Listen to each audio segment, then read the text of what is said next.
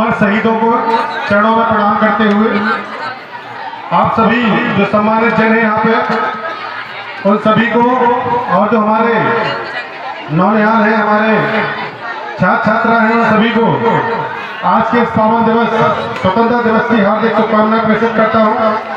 मेरा नाम डॉक्टर शरद राजपूत है।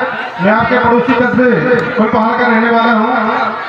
आज का दिन बच्चे इस बात को जरूर समझें, जो हमारे छात्र छात्राएं हैं, हमारे छोटे भाई बहन हैं, वो इस बात को समझें स्वतंत्रता दिवस का मतलब क्या होता है। स्वतंत्रता को समझने के लिए हमें समझना होगा गुलामी को, पराधीनता को समझना होगा। एक बड़ी कहावत अपने अच्छी कही जाती है, पराधीन सपने स्वप्न ही। हम अपनी मर्जी से अपने जीवन के निर्णय नहीं ले सकते।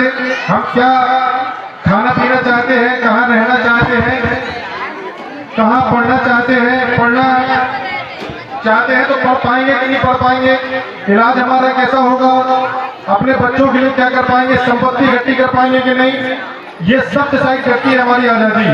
अगर हम आज़ाद हैं तो अपने निर्णय हम स्वयं ले सकते हैं, और हम पराधीन हैं तो अपने निर्णय नहीं ले सकते। हमारे निर्णय कोई और लेता है जो हम पर शासन कर रहा होता है।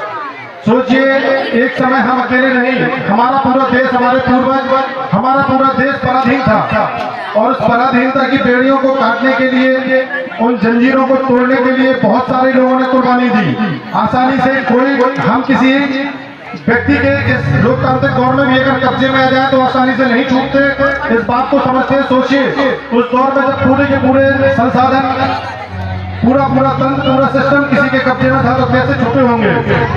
बहुत सारे लोगों ने अपनी व्यक्तिगत जीवन की परवाह नहीं की, जान की परवाह नहीं की, और अपने जीवन को कुर्बान कर दिया ताकि उनकी आने वाली पीढ़ियां स्वतंत्र रह सके, अपने निर्णय स्वयं ले सके, और एक ऐसे देश का निर्माण करें जहाँ पे सुख हो, समृद्धि हो, ऐसे देश का निर्माण कर सके। इसके लिए क्या सोचा होगा उन्होंने। मैं एक लाइन मुझे हमेशा से याद रहती है, मैं यहाँ भी दोहराऊंगा। कभी वो दिन भी आएगा जब अपना राज देखेंगे, फिर अपनी ही जमी होगी, फिर अपना आसमां होगा।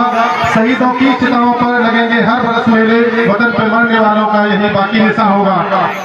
हमारे शहीद हैं, उनके सपनों का भारत बनाने के लिए हम लोगों को क्या करना चाहिए। आज़ादी हमेशा सिर्फ अधिकार नहीं होती कि हम उसको अधिकार समझें। एक जिम्मेदारी, एक कर्तव्य भी होता है कि हम अपने शहीदों के, अपने जो हमारे पूर्वज थे, स्वतंत्रता सेनानी थे, उनके सपनों का भारत बनाएं। इसके लिए हमारी क्या जिम्मेदारी है। जिम्मेदारियों को हम पूरा निर्वहन कर रहे हैं कि नहीं कर रहे हैं। एक अच्छा नागरिक होने के सारे कर्तव्य हम निभा रहे हैं कि नहीं निभा रहे हैं। 2-3 चीजें मैं आपसे बता दूंगा, बाकी तो एक लंबी फेहरिस्त है।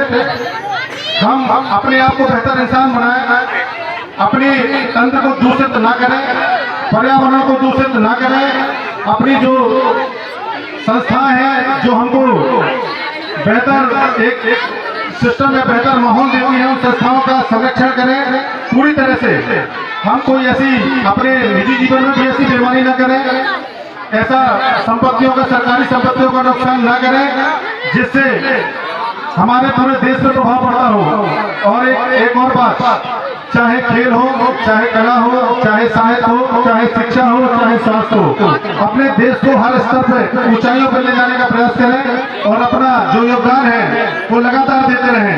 हम विश्वास मानिए, हमारे बीच में ही ऐसे लोग रहते हैं जो दूसरे को पराधीन करना चाहते हैं।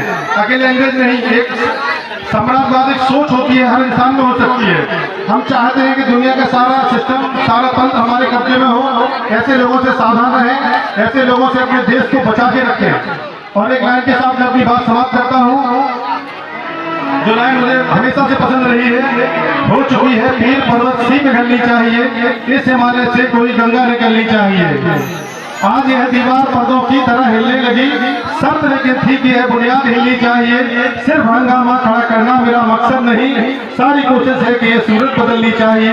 मेरे सीने में नहीं तो तेरे सीने में सही हो कहीं भी आग, लेकिन आग जलनी चाहिए, आग जलनी चाहिए। इन्हीं बातों के साथ मैं अपनी बात को समाप्त करता हूँ। जय हिंद, जय भारत, जय संविधान।